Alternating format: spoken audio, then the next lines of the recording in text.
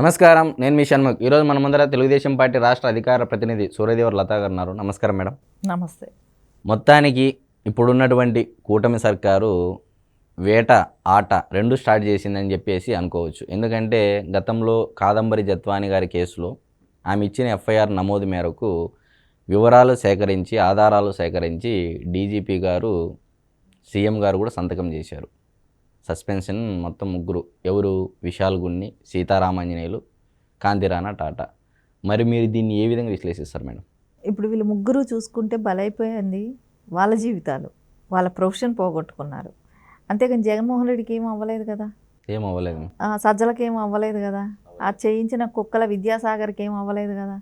So ఇప్పుడు వీళ్ళ భవిష్యత్తు కదా పోయింది, వీళ్ళకున్న సర్వీస్ అంతా పోయింది కదా. ఎంత కష్టపడి ఆ స్థాయికి వచ్చింటారు మేడం వీళ్ళు. ఐపీఎస్ అంటే ఎన్నేళ్ళు కష్టపడి ఆ సర్వీస్కి రావడం అంటేనే గొప్ప విషయము. అది ఒక సిఐ పోయారు, ఇంతమంది పోయారు కదా.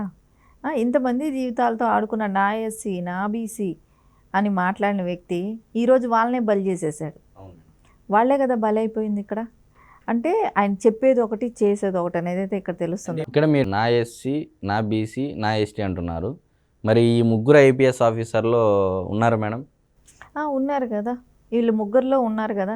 ఒక మా బీసీ ఉన్నారు, ఒక బ్రాహ్మణ్ కమ్యూనిటీ ఉన్నారు, ఒక ఎస్సీ ఉన్నారు, ముగ్గురు ఉన్నారు. అంటే జగన్మోహన్ రెడ్డి గారి నినాదం నా బీసీ నా ఎస్సీ నా ఎస్టీ అంటే బలి చేయడమే అనమాట. అంతే కదా, ఇప్పుడు బలి చేసేసాడు కదా, ముగ్గురు జీవితాలు బలి అయిపోయినాయి. అంటే ఇంకా వాళ్ళకి అంటే ఈ స్థాయి వరకు రావడానికి ఇన్ని సంవత్సరాలు పట్టింది, దీన్ని కవర్ చేసుకోవడానికి ఇంకా వాళ్ళ జీవితకాలం సరిపోతుంది.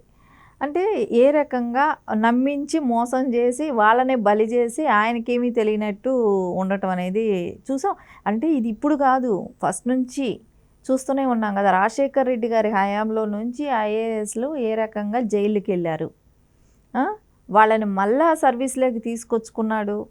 అంటే ఇప్పుడు అంటే వాళ్ళని మళ్ళా వాళ్ళకు కూడా అనిపించట్లేదేమో, జైలుకి వెళ్ళి ఒకసారి వెళ్ళాము అలవాటు పడిపోయారని అంటే అనిపిస్తుంది. ఇంకా ఆవిడ శ్రీలక్ష్మి గారిని చూస్తే ఒకసారి వెళ్ళారు, మళ్ళీ తప్పుడు తడకలే చేశారు, మళ్ళీ వచ్చిన తర్వాత కూడా ఇంకా ఆవిడకి అలవాటు పడిపోయారు. వెళ్తే జైలుకి వెళ్తే ఎన్ని నెలలు ఎన్ని సంవత్సరాలు, మనకు కావాల్సింది మనీ వస్తుంది కదా, ఉన్నది ఒకటే జిందగీ, ఏదేమైనా చేసైనా బతికే ఒకే జిందగీ కాబట్టి ఉండేది మనం సంపాదించుకోవటానికి ఎట్లాగైనా అక్రమ సంపాదన సంపాదించవచ్చు అని చెప్పి ఇంకా వాళ్ళు కూడా ఆవిడ కూడా ఎక్కడ తగ్గలేదు చూసావా. నెక్స్ట్ టైం కూడా ఆవిడే మళ్ళా వచ్చి పనిచేస్తున్నారు ఆంధ్ర వచ్చిన తర్వాత. సెంట్రల్కి లేఖ రాసి డిప్యుటేషన్ మీద అదే పనిగా మళ్ళీ స్పెషల్గా తెప్పించుకున్నారు మేడం జగన్మోహన్ రెడ్డి. ఏదైనా చేస్తుంది, జైలుకి వెళ్ళి కూర్చుంటుంది. సో వాళ్ళ కోసం జైలుకి వెళ్ళే వాళ్ళు కొంతమంది ఉన్నారు ఐఏఎస్లు. సో అలాంటి వాళ్ళనే తెప్పించుకుంటున్నారు కదా. నిండా మునిగిన వాళ్ళకి ఎక్కడైతే ఉంది మేడం, అదే నిండా మునిగితే చల్లేదు అన్నట్టు ఆ రకంగానే ఆవిడకి అలవాటు పడిపోయింది జైలుకి వెళ్ళటం రావటం అనేది. సో అదేలాగా ఇప్పుడు కూడా గవర్నమెంట్ మొన్న గత 5 ఏళ్ళుగా కూడా ఆవిడ మళ్ళీ అదే నడిపించింది. ఇంకా ఆవిడకి లెక్కలేదు జైలుకి వెళ్ళటం రావటం, మళ్ళీ జగన్మోహన్ రెడ్డి వస్తే మళ్ళీ నా పోస్ట్ నాకు వస్తుంది అనుకోవటం, ఇవి చేస్తూనే ఉంది. అట్లాగా కొంతమందిని అయితే అలాగా మ్యానిపులేట్ చేసుకున్నాడు, ఆ మనీ ఆశ చూపెట్టాడు, వాళ్ళకి ఏదైతే తాయిలాలకు పడతారో అవన్నీ వాళ్ళకి ఇచ్చేయటం. సో అదే రకంగా వాళ్ళు పనిచేస్తున్నారు. ఇప్పుడు కొత్తగా ఇట్లాంటి వాళ్ళని అది వీళ్ళకి తెలియాలి, ఎవరైతే ఉన్నారో ఇప్పుడు ఆయనకి కట్టుబడి పనిచేసి అంటే స్వామి భక్తి చాటుకున్నారో వాళ్ళ జీవితాలు కదా పోతున్నాయి ఇక్కడ. సో వాళ్ళ అంటే సమాజంలో విలువ ఉంటుంది. ఇప్పుడు శ్రీలక్ష్మి నేను ఐఏఎస్ ఆఫీసర్ అని ఆవిడకి ఆ పోస్ట్ అది ఉండొచ్చు కానీ చదువుకుంది, కానీ ఆవిడ బయట వచ్చి చెప్పుకుంటే ఎవడు విలువిస్తాడు? ఆవిడ ఒక ఆర్థిక నేరస్తురాలకి సపోర్ట్ చేసిన వాళ్ళే, అలాంటప్పుడు ఆవిడకి ఏం విలువ ఉంటుంది?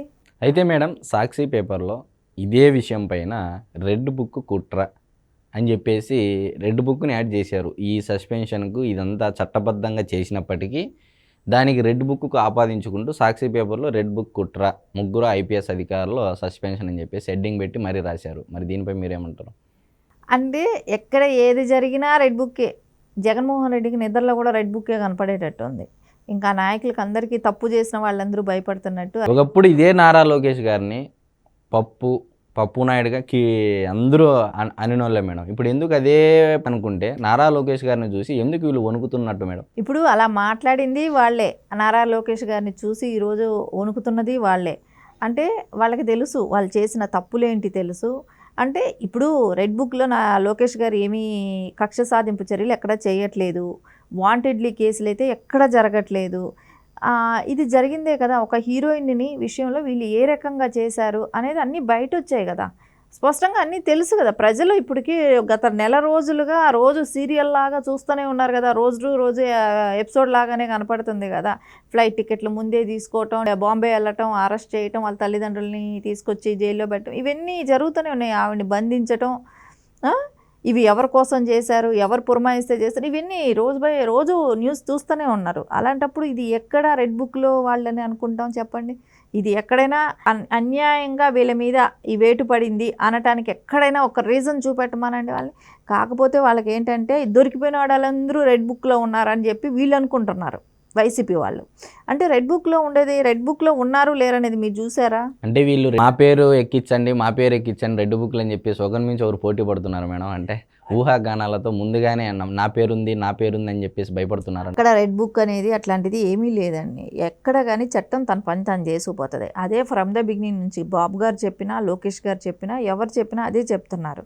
అంటే ఇక్కడ ఎవరిని అన్యాయంగా ఏ రకంగానూ విరికించలేదు. ఎవరిని చట్టానికి మించి ఎక్కడ ఏమీ జరగట్లేదు. వీళ్ళకి ఇంకా టైం చాలా వరకు ఇచ్చారు. ఒక్క నెలగా, అంటే వీళ్ళ దగ్గర సరైన ఆధారాలు ఉన్నా కూడా ప్రజలకు అందరికీ కూడా క్లియర్గా తెలియాలి అనే దాంతో అప్పటికప్పుడే అరెస్ట్ చేయొచ్చు. జగన్మోహన్ రెడ్డి చేసింది ఏంటి?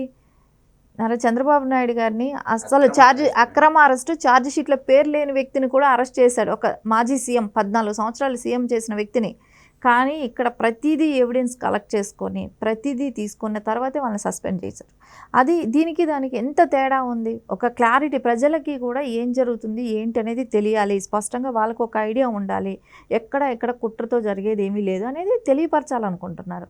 అది జగన్మోహన్ రెడ్డికి ఎంతసేపు వాళ్ళకి సాక్షి వాళ్ళకి ఎలా అనిపిస్తుందంటే రెడ్ బుక్ తప్ప వాళ్ళకి ఇంకేం కనపడటం లేదు, ఆ రెడ్ కలర్ తప్ప ఇంకేం కనపట్లేదు. ఆ రకంగా వాళ్ళు దొంగలు భయపడుతున్నారు. చేసిన తప్పులు వాళ్ళకే పెద్ద భయం వస్తుంది ఈ దొంగలకే. ఆ రకంగా వాళ్ళు భయపడి లోకేష్ గారిని రెడ్ బుక్లో ఉన్న వాళ్ళని అరెస్ట్ చేశారు, రెడ్ బుక్లో ఉన్న వాళ్ళ మీద యాక్షన్స్ తీసుకుంటున్నారు అని అంటున్నారు. ఇక్కడ ఎక్కడ తప్పు జరిగింది? ఎవరిని అన్యాయంగా అరెస్ట్ చేశారు? ఒక మహిళ పక్క రాష్ట్రం అయినంత మాత్రాన మహిళ వచ్చి ఇక్కడ మన రాష్ట్రంలో జరిగిన తప్పుని చెప్తే ఎందుకు మీరు పట్టించుకోలేదు?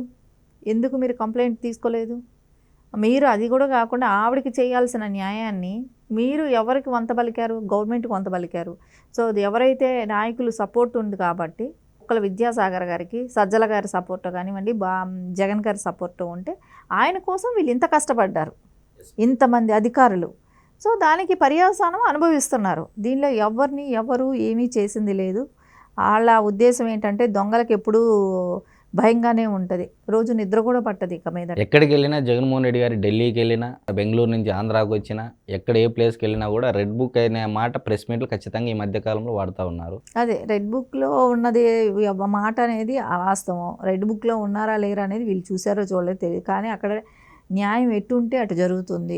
సాక్ష్యాధారాలతో సహా, ఎవిడెన్స్తో సహా ప్రూఫ్లు ఉన్నాయి కాబట్టి వాళ్ళ మీద ఈరోజు ఈ చట్టపరమైన చర్యలు తీసుకోవటం జరుగుతుంది. ఓకే మేడం, మరొక అంశంతో మళ్ళీ కలుద్దాం. నమస్కారం.